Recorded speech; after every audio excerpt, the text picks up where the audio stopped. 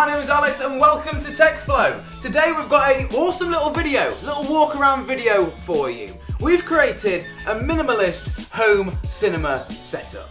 So I want to say a massive shout out to all of our sponsors who have helped us put this together, guys. All the links to all of the tech that we will talk about in today's video in creating this minimalist home cinema setup will be down there in the description. So Alex, what do you mean by minimalist home cinema setup? Well, this is exactly what I mean.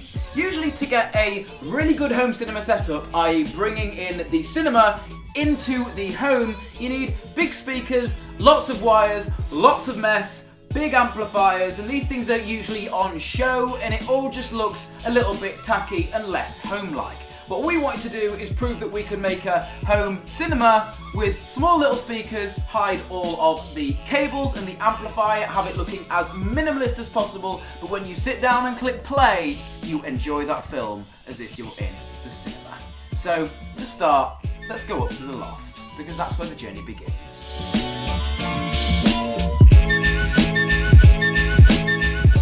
So, here in the UK, to get our TV subscription, we have a service called Sky.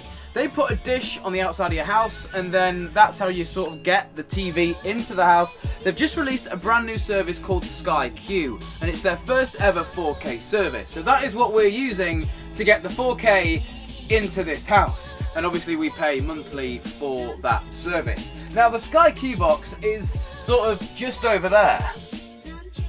And I've literally just cable tied the Sky Q box to the beam over there. I did want to put the Sky Q box inside of here, but the Sky Q remote actually operates over Bluetooth, which is number one really handy because the box is up in the loft, but number two also really annoying because Bluetooth doesn't really travel through metal that well. So I've had to cable tie the box up over there, but the remote for it is Bluetooth through the 2 floors and it works absolutely fine. So that is how we get our TV here in this house. And a long HDMI cable goes from this box down the wall and into the lounge.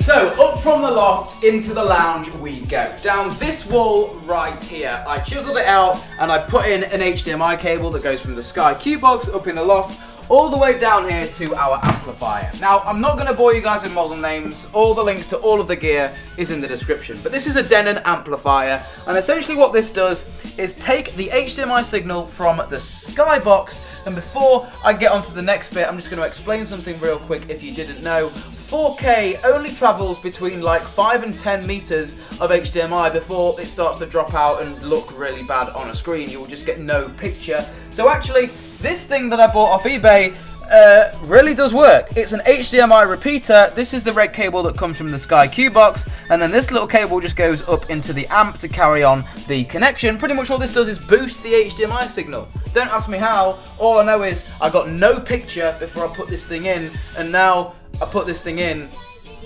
I've got picture. So I'll put a link to that in the description if you're having HDMI troubles. Oh, and also, whilst we're in here, I did install Ethernet to have our Ethernet switch for the amplifier TV and the Philips Hue controller.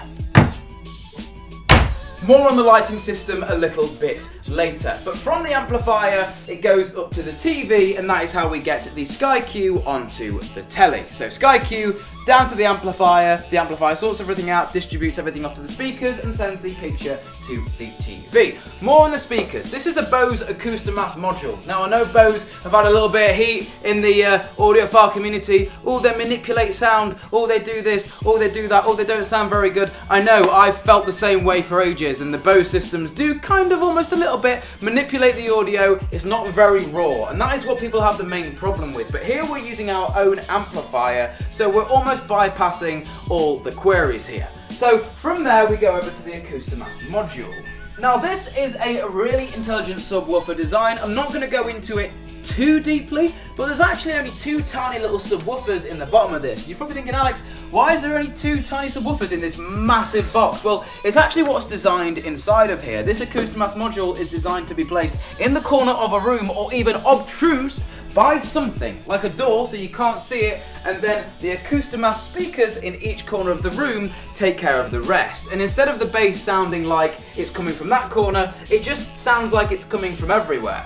And it does a really good job of that. So Bose, good job. Now this is a 5.1 surround sound system. That means 1 subwoofer and 5 satellites. We're not doing Dolby Atmos in this room, even though the amplifier is capable of it. But these are the little acoustic mass speakers. They're tiny and again unobtrusive, and that is what we're going for here. So that's it for sound. 1, 2, 3, 4, 5. Center, left, right, and then the surrounds. So we've talked about how we get the image to the house, Sky Q, HDMI down to the amplifier. We've talked about the surround sound system. What about the telly? This is Sony's latest edition 10-bit 4K OLED panel. This is an absolutely gorgeous TV. I'll put the link to it in the description. Super thin, as you guys can see here. Oh, and I've done some trickery behind it, as well as putting an LED strip behind it. As you can see there, there's also an unobtrusive little Alexa just hiding away. Again, unobtrusive. You wouldn't know it's there. So you can do things like, Alexa, turn off the lounge lights. Now, as you notice, the TV LEDs haven't gone off yet. I literally only put those in this morning, so yeah, they're not set up yet. Right, the name is really hard to pronounce, so I'm not going to say it. But again, links in description. We've teamed up with these guys, and we've got these amazing sofas, right?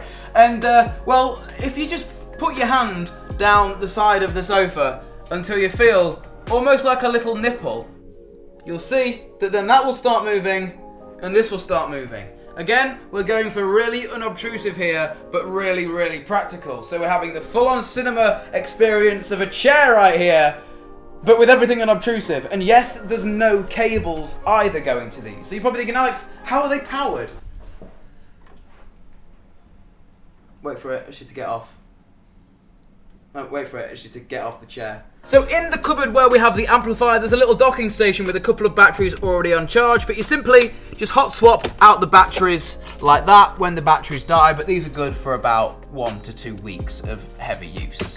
So as soon as it dies, you just put this one on the charger and off it goes. And all of the HDMI equipment, so the link between the TV and the amplifier and the link between the amplifier and the Skybox, are all connected over what's called HDMI ARC, which means audio return channel. So that means even if we use the smart features of the TV, so if I pick up the smart remote, as you can see on here, we've got things like Netflix and Google Play. If I start using these on the TV, the HDMI cable will pass back the audio to the amplifier so it comes out the speakers. And it's even intelligent enough so that if I turn off the TV, it also turns off the amplifier as well. There is signal sent over the HDMI ARC protocol. So it's made to be super, super easy in here. And I've even gone ahead put on the back of this remote the steps to get up and running. So anybody in here can come and enjoy a full-on home cinema experience in quotation marks with 3 simple steps. And the remotes live there. So our goal was to set out to build a home cinema room that was aesthetically pleasing to a wife, maybe, let's say, with not massive speakers and no massive obtrusive telly, some reclinable sofas that look the part and that don't have loads of cables, and the whole thing is just unobtrusive, but really, really powerful.